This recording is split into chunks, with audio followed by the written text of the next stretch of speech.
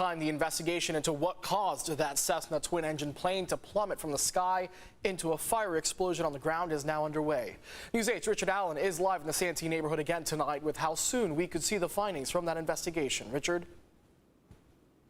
And Jesse and Marcella, those NTSB investigators arrived here on the scene early this morning. They have spent all day well into this evening here documenting this accident scene, as you can see behind me here, methodically documenting the scene. We also understand the investigators will be looking at radar data, weather information, airplane maintenance records, and the pilot's medical records. In the meantime, the residents of this devastated community are just beginning to grapple with the daunting task of trying to rebuild. Be careful! It looked like a war zone. I mean, when I came in yesterday, it was bad. It was nothing I've ever seen in my life. So. Resident Paul Addington grew up on Greencastle Street, where his mom still lives. He raced here yesterday as soon as he got news of the plane crash.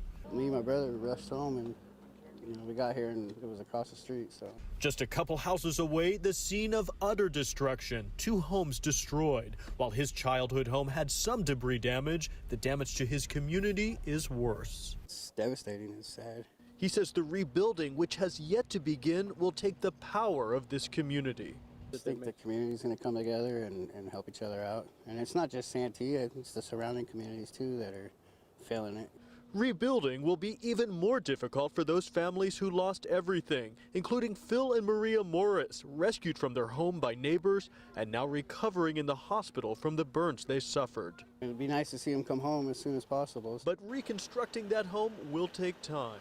It's very overwhelming. The couple's son says he's begun working with the insurance company, but he's more concerned about his parents' emotional state. You don't know how somebody is going to react to all of this once, the shock finally wears off and they see their house like this. And right next door, newlyweds Courtney and Cody Campbell, who also lost their new home, now focused on finding another one for the time being as they try to figure out their next steps. It's going to be, 12 to 18 months before anything permanent is either rebuilt or we find another home or whatever that looks like. For neighbor Lidor Hemo, who captured some of the first images of the devastating aftermath of Monday's crash, the physical rebuilding of this community is not as significant as the need to rebuild a sense of security.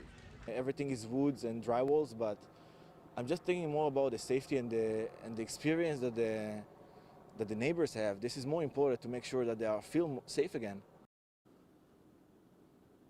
A long path ahead. Now back out live here as this investigation on the ground continues. The NTSB says it expects to release a preliminary report in the next couple of weeks. However, the full investigation, including the cause of this tragic accident, could take 12 to 24 months to complete.